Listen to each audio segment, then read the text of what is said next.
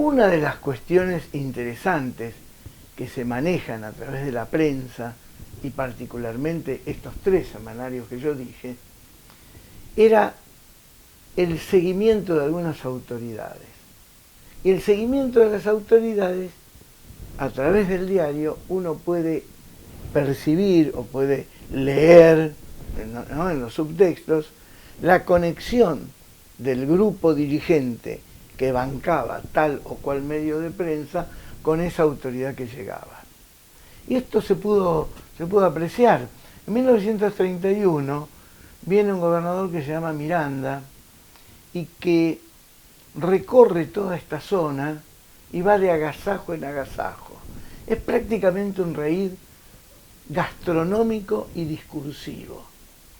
Y el semanario El Libro del Sur, de Hugo Rollero, que se había manifestado públicamente adhiriendo al gobierno militar, a la dictadura de Uriburu, lo sigue, le presenta el detalle prácticamente exquisito de toda la programación que tenía este gobernador, por todos los lugares que fue, los bermutes, asados y fiestas nocturnas con las cuales fue agasajado, las palabras que dijo, las promesas que definitivamente incumplió y los discursos que en su honor se hicieron.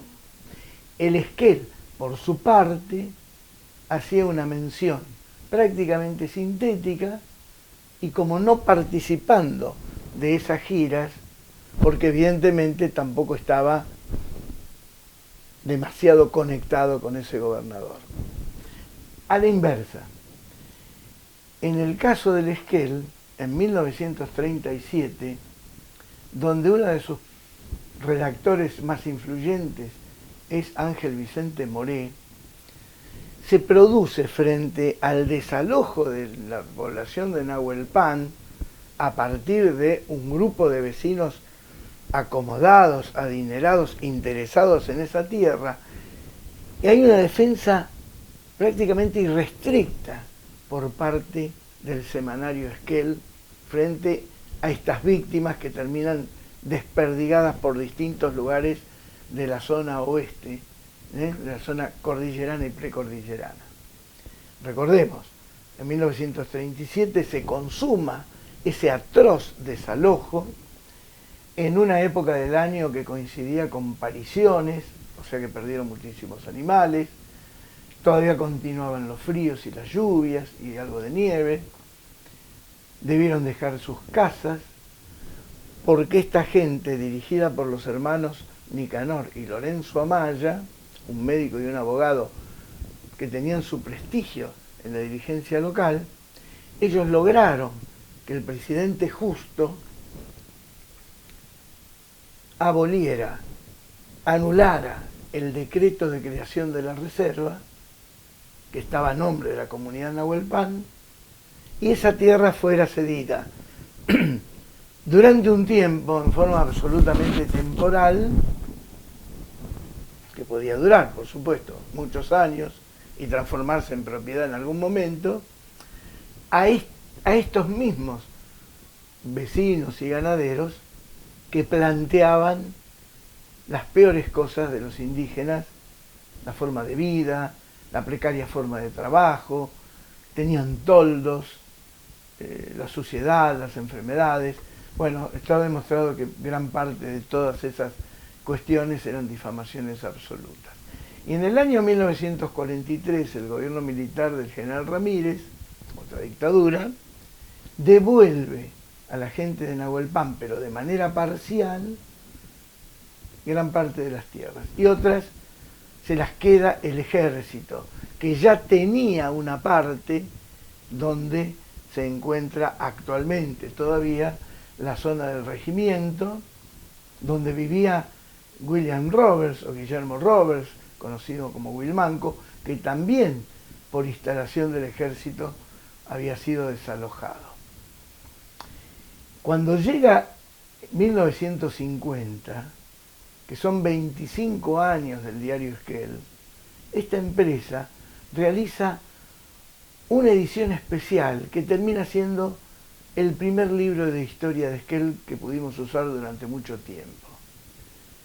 Un relato de la historia de Esquel bastante parcial, con muchas omisiones, por ejemplo, lo que había pasado en Nahuelpan, y con muchas alabanzas y loas a ciertos personajes como los hermanos Amaya, que sí habían participado en aquel atropello, pero quien lee el diario Esquel, semanal, edición especial del 25 aniversario, 25 de febrero de 1950, prácticamente piensan que eran parte del panteón de próceres, a los cuales obviamente no había nada que discutir ni criticar en aquel momento. Y una cuestión más, el diario Esquel, con Luis Feldman-Hosing, instala a partir de allí que Esquel fue fundado a partir del telégrafo el 25 de febrero de 1906. El planteo es un planteo arbitrario. Es decir, tanto Marcelo Troiano, otro historiador, que lo hizo antes que yo, y yo lo hice más tarde, minuciosamente revisamos de 1950 hacia atrás todas estas fuentes históricas llamadas los semanarios, y en todo caso un tramo del diario Esquel. Nunca encontramos un acto alusivo al 25 de febrero. Es decir, el diario instala una fecha, una supuesta fundación, la da por concreta, y queda como que el 25 de febrero hoy se sigue repitiendo, pese a que está demostrado. Uno lo dice, no quiere ser pecar de vanidoso, pero los historiadores hemos demostrado. No hubo fundación de Esquel, no hay acta ni hubo acto, se fue formando el poblado a partir de ciertas cuestiones, dos de ellas el plano que hacen los ingenieros Molinari y Pigretti, y en poco tiempo después, en 1906, la concreción de la conexión del telégrafo. Luego, quienes llegaron, quienes pidieron tierras, a quienes le regalaron tierras en 1910, etcétera, etcétera. Ese proceso no tuvo un acto de fundación. En la memoria colectiva quedó, y en la memoria oficial también, y se sigue diciendo, fue instalado por el diario Esquel. El diario Esquel, además, políticamente fue profundamente antiperonista, profundamente aliado a la Revolución Libertadora, se asoció con las ideas del desarrollismo en tiempos de Frondizi y adhirió al pensamiento de la llamada Revolución Argentina, que fue la dictadura de Onganía.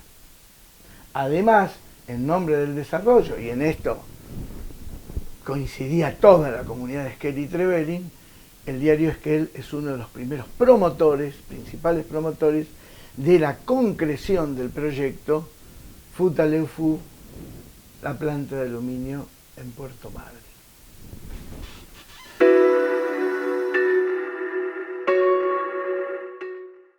Vamos a hacer ahora algunos aportes relacionados con algunos casos en particular. Carlos Gago Viera, en su primera etapa, criticaba a los otros dos semanarios, pero tenía una cuestión muy particular con la policía, en especial con el comisario Podestá, con el cual tiene primero una discusión pública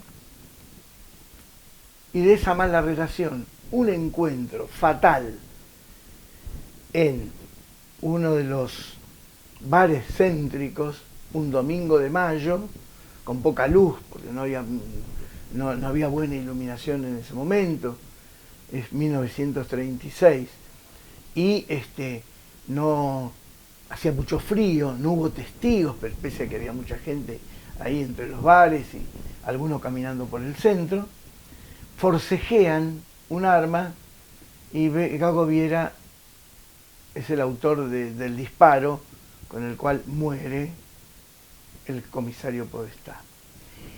El Semanario Libre del Sur hace, a partir del domingo siguiente, porque ya estaba escrito salía el lunes el diario, el semanario, ya estaba en prensa. A partir de la semana siguiente comienza a hacer toda una crónica, por un lado laudatoria, absolutamente laudatoria del comisario Podestá, prácticamente como si fuera Francisco de Asís, y por otro lado la demonización absoluta de su exdirector, Carlos Gago Viera, que va a la cárcel. Cuando vuelve, Gago Viera adhiere fuertemente al peronismo y a partir de ahí critica a los nuevos peronistas, que él llama neoperonistas oportunistas, ataca fuertemente a los opositores al peronismo y focaliza todos sus ataques, algunos irónicos, otros difamatorios, otros con humor muy ácido, enfoca en la figura de Luis Feldman Hosing, director del diario Esquel. De todas maneras, mucha gente leía el Eco del Futalausken porque aparecían esas noticias sociales, generalmente semifalsas. Es decir, a partir de un dato de la realidad que le llegaba, Gago Viera incluía una serie de adornos en la noticia y omisiones ex profeso para generar polémica. A veces lo hacía en forma directa, en un texto directo, y otras veces lo hacía en versos gauchescos. Para dar un ejemplo grosero,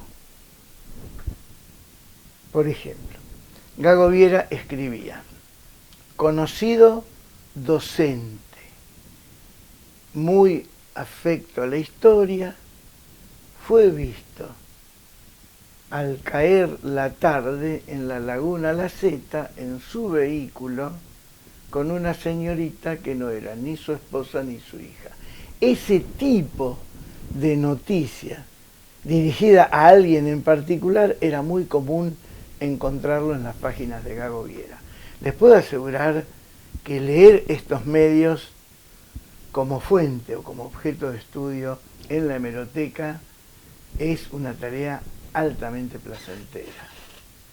Y más de una vez nos encontramos con muchas sorpresas y más de una vez, delante de los chicos que están en la biblioteca, nos ponemos a reír por las cosas que aparecen especialmente en el Eco del Futalausken.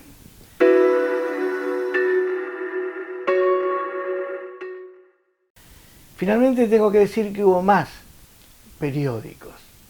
Hubo un periódico que se llamó Laborista, hubo un periódico que se llamó El Obrero, que yo encontré, gracias a un amigo, 5 números en la Biblioteca Nacional en Buenos Aires y los pude fotografiar. Son los únicos 5 números que pude encontrar. Y hay largas listas de obreros de la construcción del ferrocarril que aportaban a favor de los aliados o a favor de los soviéticos en la Segunda Guerra Mundial. Es un periódico de la década del 40, muy interesante, El Obrero. Más adelante aparecieron otros semanarios de corta duración, como por ejemplo Decimos, donde estaba por ahí Walter Cristiani, otro que se llamaba La Luz,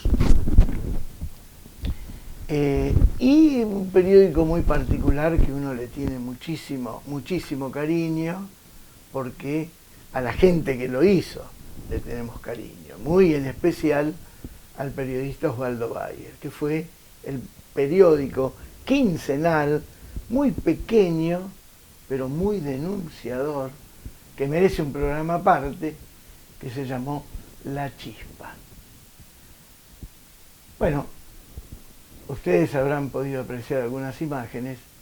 Esto es lo que tenemos para hoy, los periódicos fundacionales de la prensa de Esquel.